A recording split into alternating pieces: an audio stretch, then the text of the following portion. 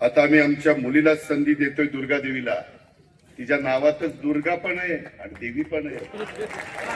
त्यामुळे आपण दुर्गा देवीची पूजा अर्चा करतो. इथं आपल्याला तिला संधी द्यायची. शेवटी कुणी आईच्या पोटातनं चुकून येत नाही.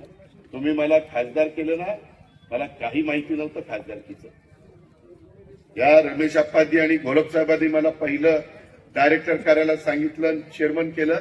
मला पीडीसीसी बँक कशी चालवायची ते पण माहिती नव्हतं. अरे माहिती नव्हतं टाळी का व्हायची.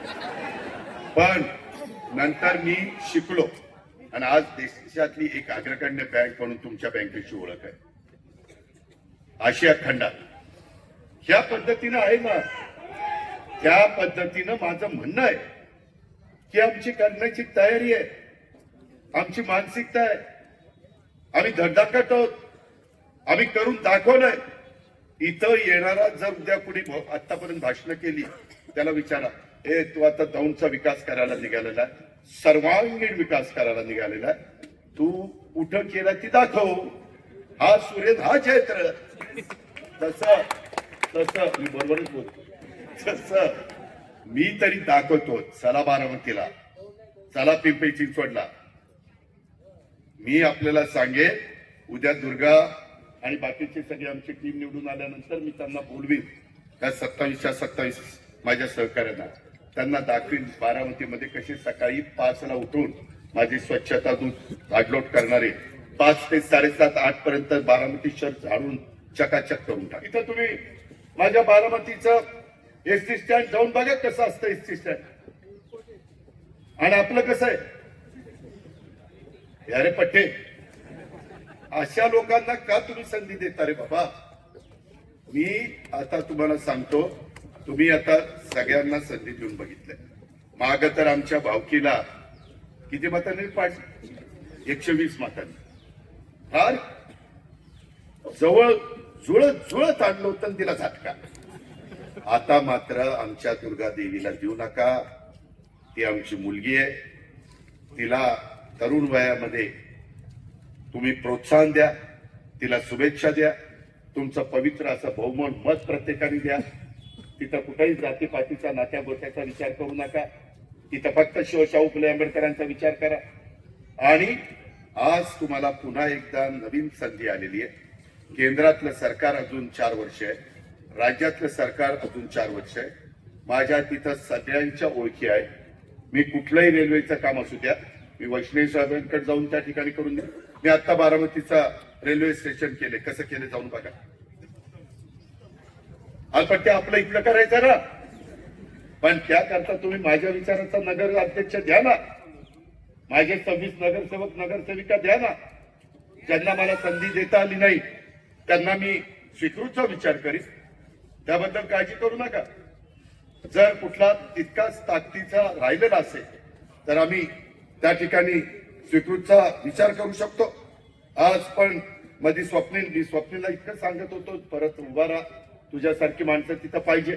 पण म्हणलं दादा माझ्या घरामध्ये लग्न कार्य आहे, माझ्याही घरात आजच लग्न कार्य आहे. तरी आधी लग्न कोंडा न्यायचं मग रायबाचं. त्या पद्धतीनं शाह कुटुंबाची देखील माझ्या दौंडच्या समाजकारणात राजकारणात मोठं योगदान स्वप्नीलच्या कुटुंबियांनी दिलं. त्याचे आजोबा दिवंगत नेमचंद शहा हे दौंडचे नगराध्यक्ष राहिले आणि त्यांचे वडील पोपटलाल शहा हे भाजपचे शहराध्यक्ष होते. त्यास अशाच पद्धतीने मागील 3 पिढ्या शाह कुटुंब दौंड शहराच्या राजकारणात आणि समाजकारणात आहे. त्यांच्या अनुभवाचा फायदा आपल्याला सगळ्यांना घ्यायचा, आमच्या अनुभवाचा फायदा घ्यायचा. आता माझे सहकारी आले त्या सगळ्या फिरोजी नसीर मतीन अशोक चंद्रकांत विनोद यांचा फायदा आपल्याला घ्यायचा. हे एकट्या दुःखाचं काम नाही, मी मंजूर करून आणि पण ते काम नीट होतंय का नाही हे दुर्गा देवीला बघावं लागेल. हे या सगळ्या नगरसेवकांना बघावं लागेल. वडीलशीच्या नात्याने अनुभवाच्या नात्याने स्वप्नीला बघावं लागेल, नारंगला बघावं लागेल. आप्पाला पण मधनं अन्न चक्कर मारत जी राहिलेले केस जाण्याकरता त्यांनाही बघावं लागेल. त्यांची माझ्याही गेले. काम करायचं म्हणलं तर डोक्याला व्याप असतो बाबा, असं तसं काम होतोय, काही जादूची कांडी लगेच झालं असं नाही. त्या पद्धतीनं मित्रांनो आपण जाऊ. अलीकडच्या काळामध्ये मला काहींनी सांगितलं मोठ्या प्रमाणात दहशत निर्माण करण्याचा प्रयत्न दौंडमध्ये चालला. असं कसं चालेल? ज्या गावच्या बोरीत त्याच गावच्या बाबळी असतात, असं नाही चालणार. आम्ही पण चुकणार नाही. माझ्याकडे तर अनेकदा केंद्रातली सत्ता होती, पवार साहेब तिथं होते, राज्यात मी होतो, जिल्ह्यातली सत्ता, सगळ्या आम्ही पार गावपासून दिल्लीपर्यंतची सत्ता होती. आम्ही त्या सत्तेचा उत्माद केला नाही. सगळी लोक गुन्ह्या गोविंदांना चला तुमच्या पाहुणाऱ्यांना विचारा, कधी कुठल्या निवडणुकीच्या निमित्तानं अजित पवारांनी कधी तुम्हाला दम दिला का, दहशत निर्माण केली का? इथं वेगवेगळ्या समाजावर दहशत निर्माण केली जाते. काही समाज संख्येने कमी आहेत, घाबरतात की नको बाबा यांच्या कशाला नादी लागायचं. की आज एक आहेत, उद्या पुन्हा विरोधी जातील, पुन्हा परवा एक होतील, काय यांचं सांगता येते मोठ्यांचं, असं लोक बोलतात. परंतु अनेक व्यवसायधारकांना देखील दमदाटी चालू आहे. आणि मला पोलीस खात्याला सांगायचं आहे, हे 3 पक्षाचं सरकार आहे, सगळ्यांना कायदा समान. बाबासाहेब आंबेडकरांनी कुठेही कुणी सत्ताधारी पक्षाचा असो किंवा विरोधी पक्षाचा असो, कायदा हातात घ्यायचा नाही. तशा पद्धतीनं जर कुणी दुर्लक्ष करत असेल तर निवडणूक होईल जाईल, परंतु नंतर आपण सगळी आहोत. त्याच्यामुळं तो राष्ट्रवादी काँग्रेस पक्षाचा असला तरी त्याला नियम लावा, तो भाजपचा असला तरी नियम लावा, तो शिवसेनेचा असला तरी नियम लावा, तो काँग्रेसचा असला तरी नियम लावा, तो आरपीआयचा असला तरी लावा, वंचित आघाडीचा असला तरी लावा, मनसेचा असला तरी लावा. जे काही पक्ष असतील ते कुणी असले तरी लावा ना. आम्ही असं म्हणत नाही तुझेपणा करा. तशा पद्धतीनं राहिलेल्या 2 दिवसात कुणाची दमदाटी, इथं ज्यांची ज्यांची ज्या विभागाची जबाबदारी आहे कायदा सुव्यवस्था चांगली ठेवायची, त्यांनी जबाबदारीचं भान ठेवून काम करावं. आणि कुठल्याही समाजाने कुणालाही घाबरण्याचं कारण, त्या संदर्भामध्ये आम्ही सगळेजण तुमच्या पाठीशी आहोत. पण तुमच्याकडनं पण चूक होऊन देऊ नका. आम्ही 2 नंबरच्या धंदेवाल्यांना कुणालाही तिकीट दिलेली नाही, चांगल्या लोकांना तिकीट दिली. कारण उद्या माझ्या दौंड शहराचं प्रतिनिधित्व करायचं, या गोष्टीचा पण विचार करा. आणि त्या पद्धतीनं ह्या सगळ्या 27 लोकांना आपण प्रचंड मताधिक्याने विजयी करा. आपल्याला इथं शैक्षणिक सुविधा द्यायच्या. मी मागच सांगितलं, मला इंद्रजितनं आणि वीर धवलनी इथं त्यांची जागा आहे तिथं मदत केलेली आहे, ओपन स्पेस आणि इमारत बांधण्याच्या करता. पण मला वाटतं 5-7 एकराची काहीतरी जागा आहे, 7 एकर. ते विद्या प्रतिष्ठानचा प्लॅन मी करायला सांगितलाय, तो प्लॅन तिथं मी करणार आहे. त्याच्यामध्ये तुमच्या मुलांना मुलींना दर्जेदार सीबीएसईचं स्कूल शिक्षण आपल्याला द्यायचं आहे. तिथं अजून काही कुशल कामगार तयार करण्याच्या करता जे कोर्सेस असतात, कौशल्य विकास, त्या पद्धतीनं तिथं आयटीआयला मी नवीन कोर्सेस पण करणार आहे.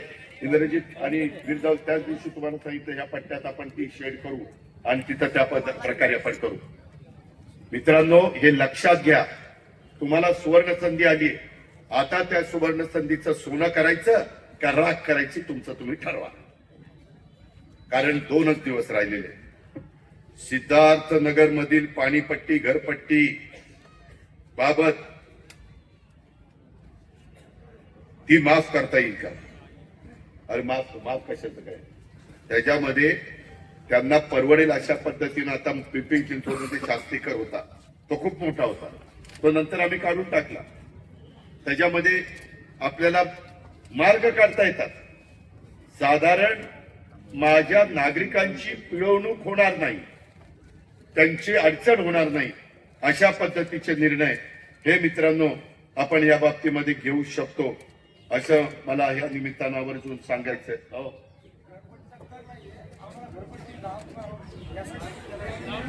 आता ही सभा आहे, तुम्ही मला भेटा, मी इथंच आहे, कुठं जात नाही. त्याच्यामध्ये तुम्ही यांना आप्पांना किंवा आमच्या वीर धवनला किंवा नंदू पवारांना किंवा कुणालाही, दुर्गाला, कुणालाही तुम्ही सांगा ना, त्यामध्ये आपण बसू. नारंगाई, बाकीचे सगळे सहकारी आहेत.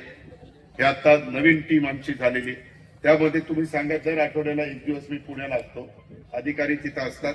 आचारसंहिता संपल्यानंतर दौंड शहराच्या गावठाणात नवीन पंचायत समितीची इमारत 80% काम पूर्ण झालं तरी तालुक्याच्या लोकप्रतिनिधी गावठाण झोपडपट्टी आहे असे सांगून शहराच्या नवीन भागात दुसरी पंचायत समितीची इमारत मंजूर केलेली आहे. दौंड शहराच्या शक्तीपीठ व असंख्य शहरवासियांचे श्रद्धास्थान दौंडचे स्वामी समर्थ मंदिर, या मंदिरामध्ये नवीन महाप्रसाद हॉल, वेदपाठ, शाळा बांधण्याच्या सरकारकडे. हे आता तुम्ही ते चिठ्ठ्या देताना मी आपल्याला सांगतो, कायद्याच्या नियमाच्या चौकटीमध्ये बसवून जी जी काही कामं मार्गी लावता येतील ती मार्गी मी त्या ठिकाणी लावीन. कुठली काही अडचण त्या बाबतीमध्ये येऊन देणार नाही, भेदभाव करणार नाही, अशा पद्धतीनं माझं आपल्याला सांगणं आहे. सोहेल पण इथं बसलेला आहे. सोहेल पण चांगलं काम केलं, तो माझ्या संपर्कात असतो, त्याही बद्दल काळजी करण्याचं कारण नाही. ही सामुदायिक जबाबदारी आहे. व्यापारी वर्गाला मी सांगेन की तुम्ही एकदा बघा की ही सगळी टीम निवडून दिल्यानंतर पहिल्या 100 दिवसात मी काय करणार आहे. आम्ही विजन आमचं ठरवलेलं आहे. त्याच्यानंतर पुढच्या 6 महिन्यात काय करणार आहे, 1 वर्षात काय करणार आहे, 3 वर्षात काय करणार आहे आणि 5 वर्षात काय करणार आहे, हे आम्ही त्या ठिकाणी करणार आहे. त्याबद्दल आपण आमच्यावर विश्वास ठेवा.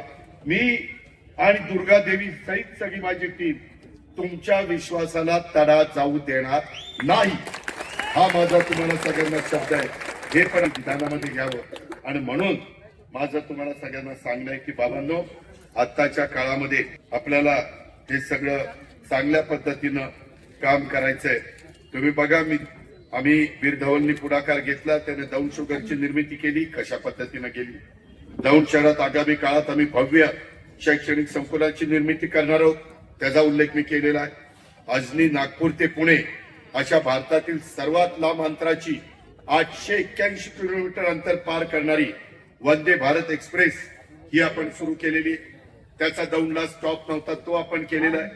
त्याचा नागरिक, व्यापारी, विद्यार्थ्यांना सगळ्यांना, छोट्या मोठ्या व्यवसायधारकांना सगळ्यांना फायदा त्या ठिकाणी होणार आहे. राज्याच्या राजकारणात, समाजकारणात कोणत्याही प्रकारची भूमिका मध्ये मी असलो तरी महाराष्ट्राचा विकास हाच आमचा अजेंडा आहे. आणि माझा शेतकरी, माझा कष्टकरी, माझा सर्वसामान्य जनता, माझी मागासवर्गीय, माझा अल्पसंख्याक, माझा ओबीसी, त्या सगळ्यांच्या करता आम्ही पार्टी काढलेलं आहे. आम्ही आर्थिक संस्था काढली, आम्ही सारथी काढली, महाज्योती काढली, आम्ही त्या ठिकाणी अमृत काढलं. सर्वच घटकाला न्याय देण्याचा प्रयत्न केला. अल्पसंख्याक विभाग हा राष्ट्रवादी काँग्रेस पक्षाकडे, माणिकराव कोकाटे तिथं त्या खात्याचे मंत्री आहेत, अवकाफ खात्यात त्यांच्याकडे. शादी खाण्याला आम्ही मदत करू शकतो. समाज वाढला तर दफनभूमी कमी पडत असेल तर दफनभूमी आपण करू शकतो. समाज वाढला आणि त्यांना स्मशानभूमी पाहिजे असेल तर ऍडिशनलची स्मशानभूमी आपण करू शकतो. काही ठिकाणी बारामतीमध्ये मी जसं दशक्रिया विधीच्या जागा डेव्हलप केल्या त्या देखील आपण करू शकतो. करायचं म्हणलं तर काही करता येईल. पण मी बारामतीत का करू शकलो, बारामतीकरांनी ज्या वेळेस कुठलाही प्रसंग आला तरी मला साथ दिली, माझ्या पाठीशी मजबूतीने उभं राहिले. लाटा आल्या गेल्या अनेक राजकीय पक्षांच्या, पण बारामतीनं कधी मला खाली हाताने परत पाठवलं नाही. तसं दौंडकरांनो तुम्ही करा. मी टप्प्याटप्प्याने इथला विकास सर्वांगीण करून दाखवतो. नाही दाखवला तर बोला. त्याच्यामध्ये मी कमी पडलो तर पुढं कधी आलो तर म्हणा, कारण त्या दिवशी भर दुपारच्या उन्हात असलं, आम्ही उन्हात ऐकलून तुझी सभा ऐकली आणि आता तर तू बघायला तयार, ऐकायला तयार नाही. अशा पद्धतीनं म्हणण्याची वेळ मी अजित पवार तुमच्या कुणावर येऊ देणार नाही. पण त्याकरता दुर्गा देवी असेल, त्याकरता अप्पा असेल, नको, त्याकरता सोहेल असेल, इंद्रजित, वीर धवन, नारायण, सगळे वेगवेगळे मान्यवर असतील, त्यांनी मात्र पाठपुरावा करावा लागेल. स्वप्नील असेल, आमचे बाकीचे सगळे सहकारी असतील, हे मात्र तुम्ही लक्षात घ्या. त्याच्यामध्ये फिरोज तुम्हाला पण महत्वाची भूमिका बजावावी लागेल आणि तुमच्या सगळ्यांना आपण त्या पद्धतीनं करू. कुणाच्यातही आपण भेदभाव करणार नाही.